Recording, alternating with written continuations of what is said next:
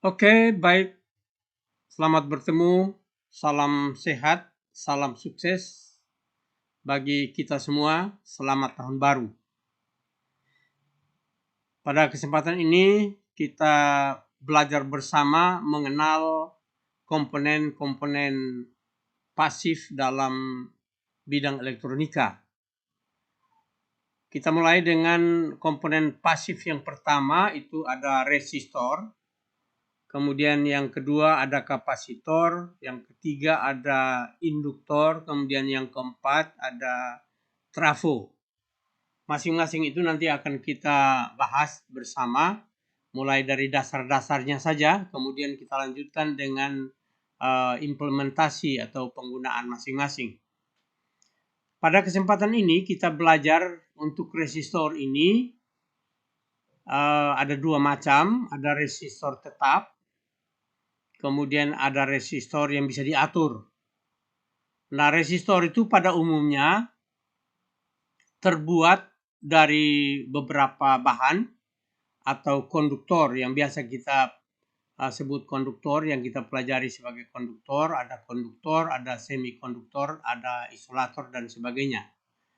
Nah, resistor ini dibuat dari konduktor. Kemudian ada yang disebut resistor kawat. Ya, ada resistor kawat. Biasanya rating dayanya 1 watt, 2 watt, 5 watt, dan 10 watt. Nanti dalam bentuknya seperti apa nanti kita akan lihat di bawah.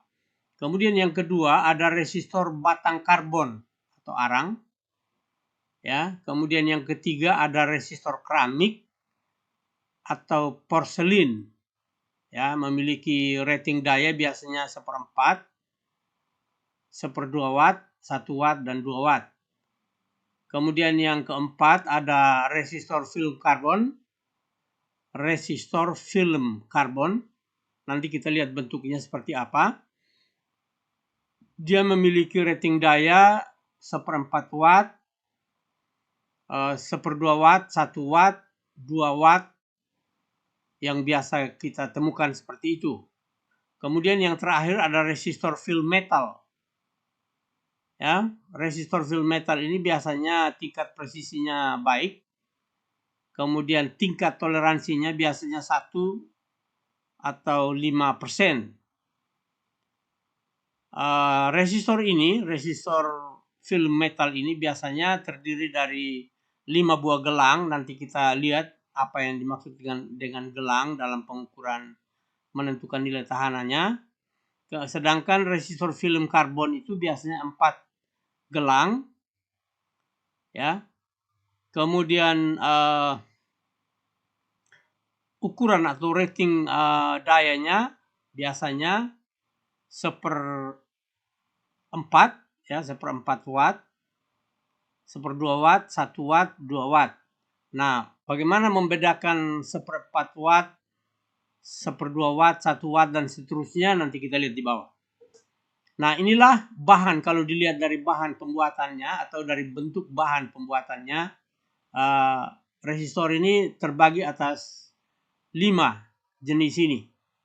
Kemudian kalau kita lihat bagaimana nilai resistor itu sendiri, sebagai gambaran, misalkan kita ada sumber tegangan, ya, di titik A. Sumber tegangan ini kita menyalakan lampu atau kita pasang beban di titik B dengan jarak 100 meter misalnya, maka di jarak 100 meter ini akan timbul tahanan. Dasar pemikiran inilah orang biasa pabrik atau orang membuat tahanan. Karena besarnya tahanan atau hambatan listrik yang diperoleh di dalam sebuah konduktor itu adalah terdiri dari ada panjangnya, kemudian ada tahanan jenisnya, ada luas penampang kawatnya ini, ada panjang, tahanan jenis, dan luas penampang. Minimal 3 itu. Kemudian dipengaruhi juga oleh suhu.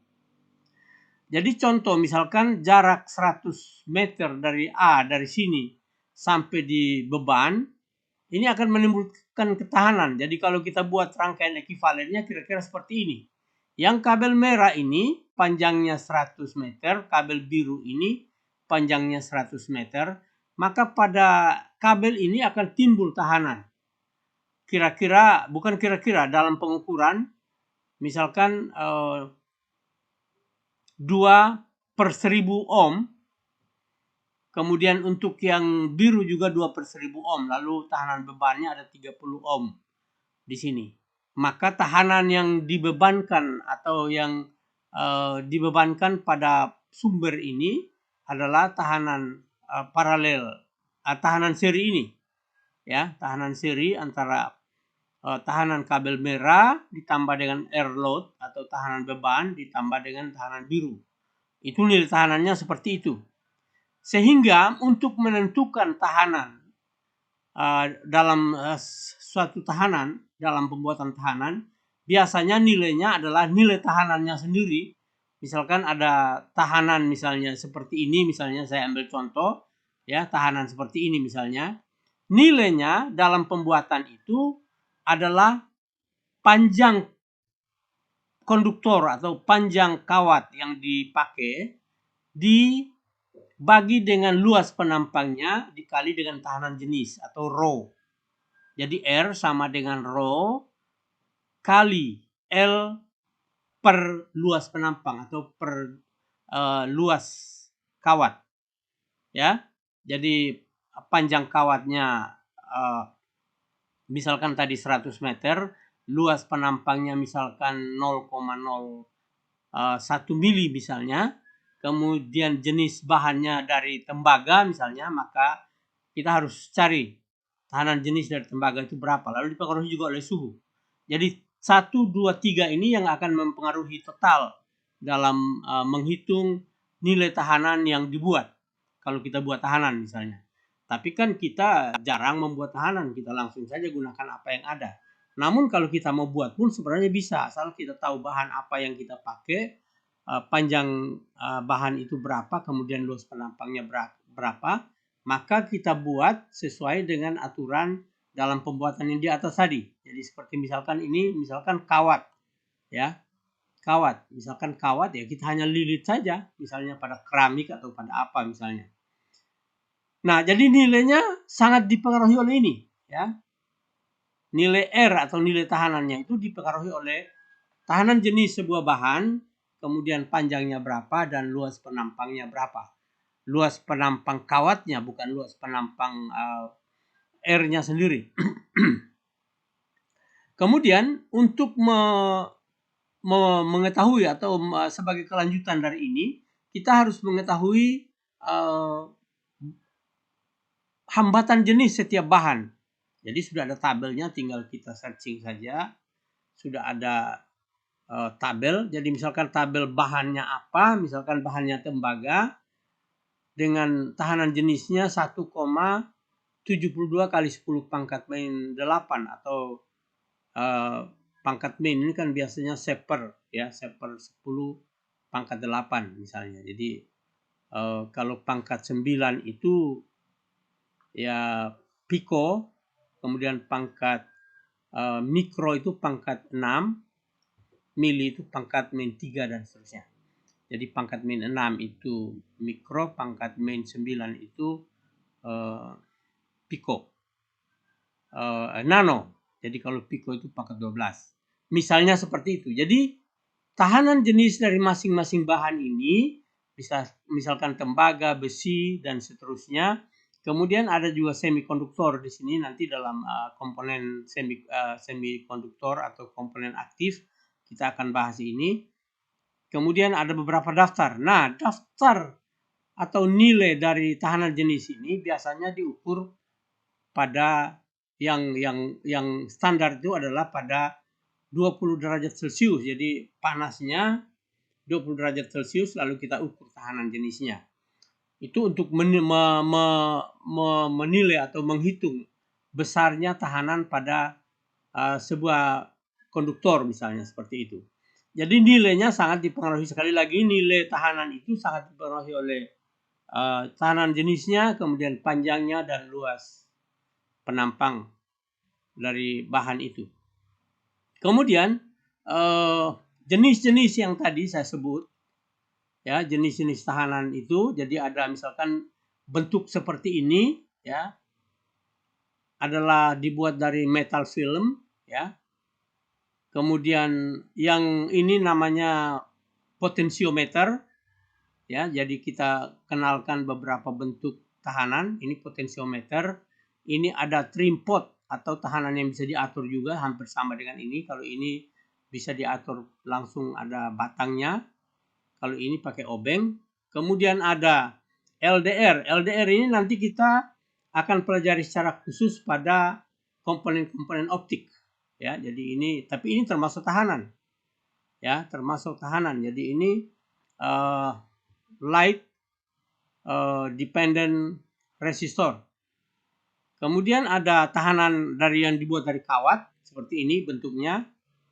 Walaupun sudah jarang kita pakai, yang paling banyak kita pakai ini, kemudian karbon, terbuat dari karbon.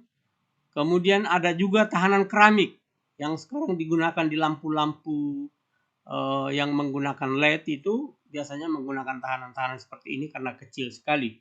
Kemudian ada tahanan yang dibuat dari carbon composition resistor, ya, bentuknya atau modelnya seperti ini. Jadi ini saya perkenalkan sejumlah bentuk tahanan atau jenis tahanan. Kemudian ada simbol yang dipakai. Simbol yang dipakai itu ada dua versi Eropa dan versi Amerika. Kalau versi Eropa itu bentuknya segi empat seperti ini tahanan biasa. Kalau bentuk Amerika seperti ini dengan 3 geriginya atau gigi gergajinya. Ini simbol yang digunakan oleh Amerika. Lalu kita terserah kita mau pakai yang mana, bisa gunakan yang ini, bisa gunakan yang Amerika. Kemudian untuk variabel resistor simbolnya seperti ini. Di Eropanya, kemudian di Amerikanya seperti ini. Kemudian potensiometernya, ya, simbolnya seperti ini untuk Eropa. Kalau untuk Amerika seperti ini. Kemudian ada termistor. Termistor ini untuk decoder atau transducer panas. Jadi misalkan dipakai di setrika atau di rice cooker dan sebagainya bisa menggunakan bentuk ini. Simbolnya seperti ini. Kemudian ini kalau di Amerika, ini kalau di Eropa. Lalu ada yang terakhir tadi, LDR itu, Light Dependent Resistor atau LDR. Simbol di Eropa seperti ini, kemudian simbol di Amerika seperti ini. Ini juga termasuk tahanan, walaupun nanti kita akan pelajari dia secara khusus pada komponen-komponen optik. Kemudian selanjutnya saya perkenalkan untuk ukuran wattnya, ya. Untuk ukuran watt, transistor ukuran watt itu bisa dilihat. Ini 1/8 watt yang kecil sekali. Ya, kecil sekali ukurannya seperti ini. Ini 1/8 watt. Sudah pasti tadi ini jenis resistor yang dibuat dari karbon ini. Ini 1/8 watt. Ini 1/4 watt. Besarnya seperti ini. Jadi bisa dilihat dibedakan dari besarannya kalau untuk menentukan wattnya. Kemudian ini untuk 1/2 watt, ya. Untuk 1 watt lebih besar, ya. Kemudian untuk 2 watt. Kemudian untuk 5 watt itu besarnya 5 watt ke atas itu bentuknya ya kebanyakan seperti ini, ya. Jadi kawat atau bahan yang dibungkus oleh keramik dan seterusnya. Nah, komponen-komponen ini kalau kita lihat, ya, ada gelangnya, ya, ada gelangnya seperti misalnya ini ada gelang 1, 2, 3, 4, 5 misalnya untuk yang film resistor ini. Kemudian untuk yang film karbon resistor ini biasanya menggunakan 4, ya. 1, 2, 3, 4. Yang satu itu paling dekat dengan terminal kakinya. Kemudian kalau seperti ini juga sebenarnya sama dilihat dari sini juga karena ini agak dekat. Nah, untuk menentukan besarnya nilai tahanan ini nanti kita ada video tersendiri menentukan besaran nilai atau besaran resistor, besaran nilai tahanan. Kita akan menggunakan video tersendiri. Kemudian ini gelang-gelangnya. Nanti juga ini kita ada hubungan dengan menentukan nilainya. Jadi pada kesempatan ini saya tidak akan jelaskan ini karena ada video tersendiri. Walaupun sebenarnya bisa. Jadi coklat itu 1, merah itu 2, jingga atau oranye itu 3, kuning 4, hijau 5, biru 6, ungu 7, abu-abu 8, 9 itu putih, emas itu ada di toleransi dan ya di toleransinya. Kemudian pita pertama atau gelang pertama, kedua, ketiga, keempat, kelima, dan seterusnya. Itu nanti kita akan pelajari pada video berikut. Kemudian ini kalau dibuat ringkas, misalnya untuk menentukan nilainya, gelang 1, gelang 2, gelang 3, ini hanya 3 gelang ya. Nilainya berapa, ada gelangnya berapa, nilainya berapa, dan seterusnya. Itu ada tabelnya dan bisa dipakai dalam penggunaan atau implementasi atau penggunaan aplikasi sehari-hari. Saya kira ini yang penting dulu untuk dasar-dasar komponen pasif, khususnya untuk resistor ini. Kalau seandainya nanti ada yang kurang difahami atau ada yang mau ditanyakan, nanti boleh bertanya langsung kepada saya atau kepada teman-teman yang punya kompetensi untuk itu. Atau nanti lihat saja di channel saya, Lukas Villa, di YouTube, dan ditanyakan di kolom komentar. Saya kira demikian, mudah-mudahan berguna. Selamat belajar buat semua.